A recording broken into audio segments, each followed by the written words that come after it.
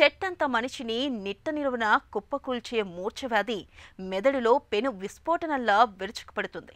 చెట్టంత మనిషిని సైతం లిప్తపాటులో కుప్పకూలుస్తుంది. కదలికల్ని కట్టిపడేసి కాసేపు నిర్వీర్యం చేస్తుంది. అందుకే మూర్ఛవ్యాధి అంటే నేటికీ మనలో చాలా మందికి భయం. అయితే ఇవాళ ఆధునిక వైద్యంలో అందుబాటులోకి వచ్చిన అనేకమైన అధునాతన చికిత్సలు, మందుల సాయంతో మూర్ఛవ్యాధిని చక్కగానే అదుపులో ఉంచుకోవచ్చు. ఈ చికిత్సలకు తోడుగా నిత్యం కొన్ని యోగాసనాల్ని సాధన చేస్తుంటే మూర్ఛవ్యాధి నుంచి మంచి సాంత్వన దొరుకుతుందని చెబుతారు నిపుణులు. మూర్ఛ బాధితులకు ఎంతగానో ఉపకరించే యోగాసనాలు, వాటి సాధనలో మెలకువల గురించి ఇప్పుడు తెలుసుకుందాం.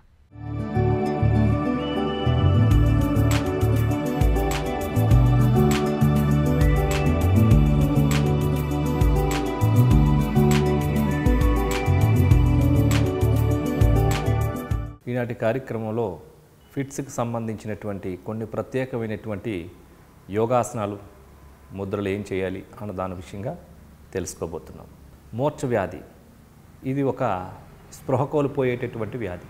ఇది నాడీ మండల వ్యవస్థకు సంబంధించినటువంటిది, అంటే బ్రెయిన్ నరాలకు సంబంధించినటువంటిది.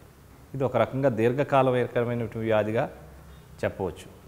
ఈ మూర్ఛవ్యాధితో బాధపడుతున్నటువంటి వాళ్ళు వచ్చే సమయంలో శరీరం అంతా వణుకు పుట్టడం, అదేవిధంగా నాలుక బయటకు వచ్చి నాలుక ఖర్చుకోవడం, నోటి వంపటి సొంగ రావడం, ఇట్లా ఒక రకమైన అపస్మారక స్థితిలోకి వెళ్ళిపోతారు కొద్ది సమయం. తర్వాత మరలా మెలకు వచ్చిన తర్వాత నార్మల్గా ఉంటారు.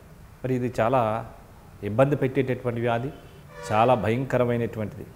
వాహనాలు నడిపినప్పుడు కానీ, మెట్లు ఎక్కినప్పుడు కానీ, లేకపోతే ఇతరత్ర వేరే స్థితిలో ఉన్నప్పుడు యోగాలో కొన్ని ప్రత్యేకమైనటువంటి ఆసనాలు నర్వస్ సిస్టమ్ని ప్రభావితం చేయడం పైన, శరీరంలో గ్రంథుల పనితీరును మెరుగుపరచడం పైన, బ్లడ్ సర్క్యులేషన్ బాగా జరగడం పైన, మానసిక ఒత్తిడులు తొలగించడం పైన ఒక ప్రత్యేకమైన ప్రభావాన్ని కలుగజేస్తాయి.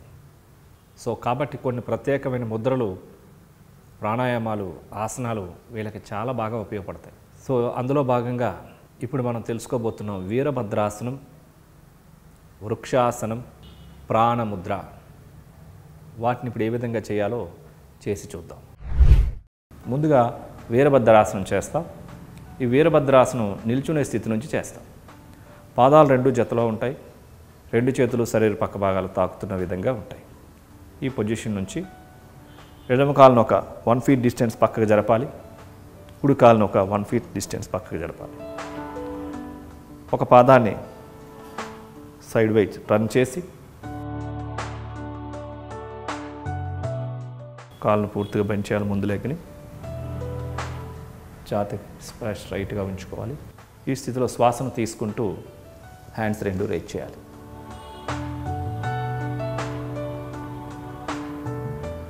ఆసన స్థితిలో స్థిరంగా ఉండాలి.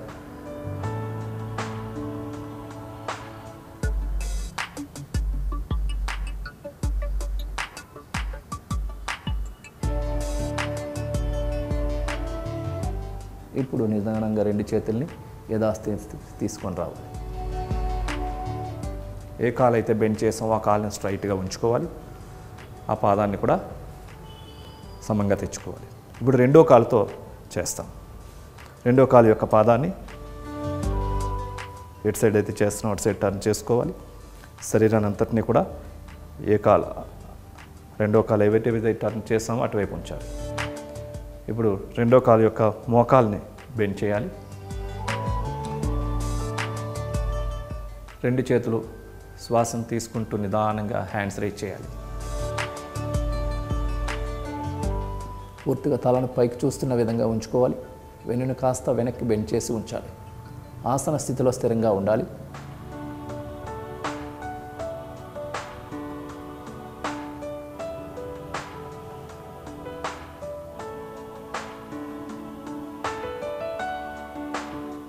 ఇప్పుడు రెండు చేతుల్ని నిదానంగా రిలీజ్ చేసి కాలు రెండు స్ట్రైట్గా తీసుకొని జతలోకి తెచ్చుకొని రావాలి. ఇప్పుడు వృక్షాసనం. పాదాలు రెండు జతలో ఉంటాయి. రెండు చేతులు శరీర పక్క భాగాలకి ఇరువైపులా తాకుతున్న విధంగా ఉండాలి. ఈ స్థితి నుంచి ముందుగా ఎడం కాలు మీద బ్యాలెన్స్ చేసుకుంటాం. కుడి కాలుని ఫోల్డ్ చేస్తూ నిదానంగా కుడికాలను రేజ్ చేస్తూ కుడికాల యొక్క పాదాన్ని ఎడమ కాలు యొక్క తొడకు తోకిస్తాం. Slowly raise your both hands straight, బ్యాలెన్సింగ్గా ఉంచుకోవాలి.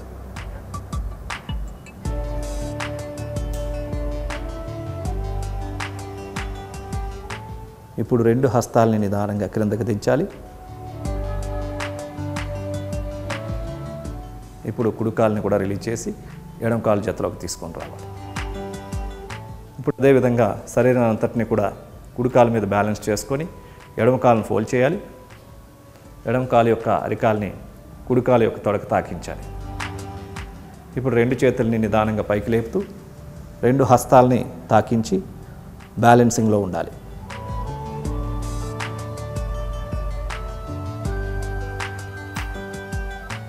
ఇప్పుడు రెండు చేతుల్ని నిదానంగా రిలీజ్ చేసి ఇప్పుడు ఎడమ కాలుని కుడి కాలు జతలోకి తీసుకొని రావాలి. ఇప్పుడు సుఖాసనంలో కూర్చోవాలి.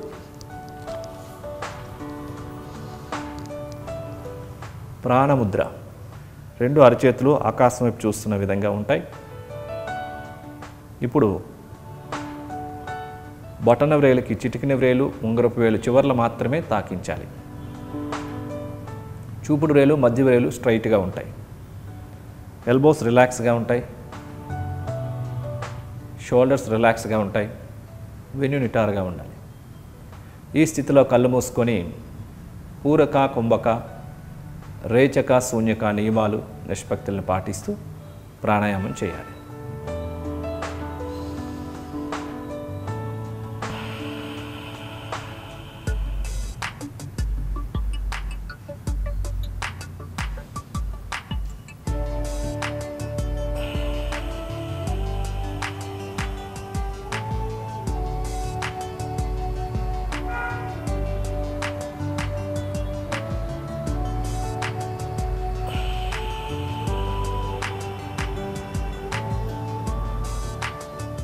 ఇప్పుడు శ్వాసను విడిచిపెట్టిన తర్వాత ఆపాలి. ముద్దను రిలీజ్ చేసి కళ్ళు తెరవాలి.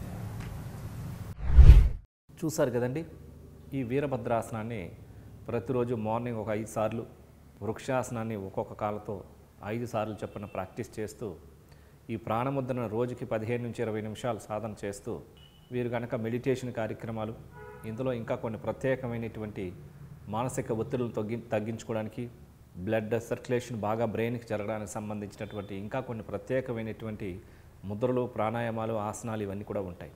ఇవి కనుక చేసినట్లయితే ఈ సమస్య నుంచి చాలా సులభంగా బయటపడవచ్చు.